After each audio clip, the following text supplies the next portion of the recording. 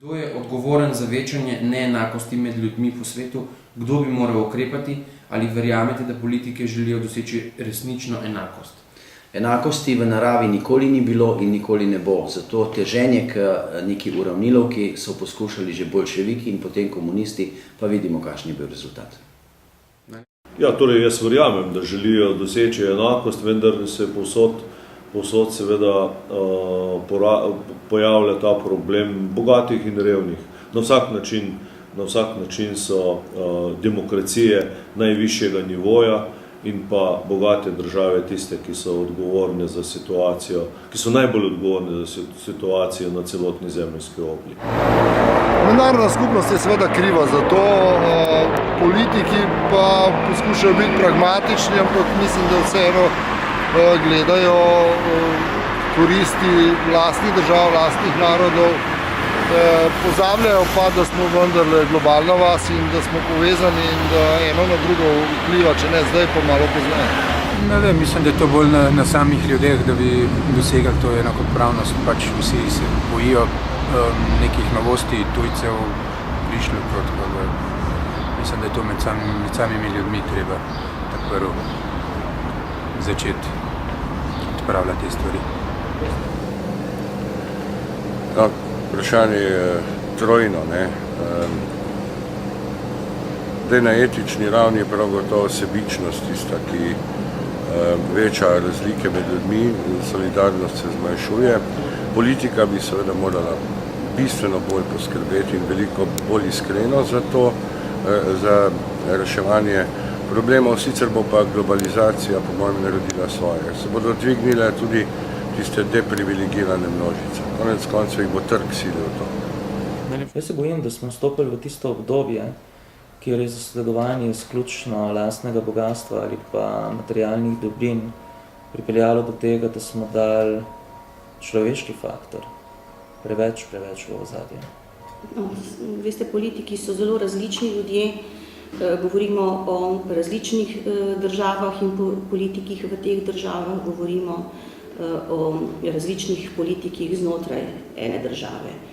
Tako da seveda tudi pri politikih gre pogosto za neke osebne interese, uveljavitve v političnem prostoru in seveda je tukaj dostikrat precej zamegljevanja, govorjenja enega in početja drugega.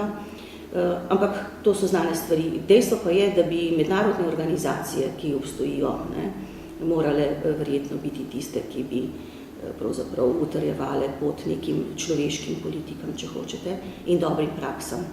Vsekakor je tukaj Organizacija združenih narodov, vsekakor je tukaj Svet Evrope, ki se ukvarja predvsem s človekovimi pravicami in temeljnimi svoboščinami ter z vladavino prava. Moramo vedeti, da ravno vladavina prava je na teh področjih zelo pomembna stvar. Potem imamo seveda tudi OVSE in še druge mednarodne organizacije in integracije, ki lahko in bi morale imeti te probleme pred očmi in ukrepati. Glejte, resnična enakost v politiki je zelo uporabna krilatica za ohranitev oblasti. Jaz mislim, da romantičen vstop in romantična perspektiva na politiko je nezdrava, predvsem za nas volivce, je pa tudi smešna za same politike v končni fazi. To je kriv za neenakosti. Ja, prvenstveno je to seveda znotraj logike kapitala, ki je do velike meri celo legitimna, vendar je, če mene vprašate, je premalo artikulirane, natančne, vsebinske, civilne opozicije tej logiki, ki je začela prevladovati na strahovito generalni ravni, celo pri intelektualcih, razumnikih in tako naprej. Resnično enakost se mogoče zagovarja načeloma zelo vehementno, še posebej pred volitvami, ko je pač potrebno to resnično enakost udejanjati, pa ni tako dobre volje, kot je ponavadi videna iz teh retoričnih nastopov. Konec koncev že slovenski parlament je potrdil to, ko je z tako lahkoto sprejemal zakon o mednarodni zaščiti, ki mislim, da je diskriminatorno še več tudi ustavno sporen. Parametrov je tukaj ogromno, ne? Globalizacija ni tista, ki je edini odgovor. Ampak družba bi morala, ne, če bi hotela svojo humanost uveljavljati, zastopati in živeti, biti senzibilna prej do manjšin kot do kogarkoli drugega. Pa mnogi politiki želijo resnično enakost zase.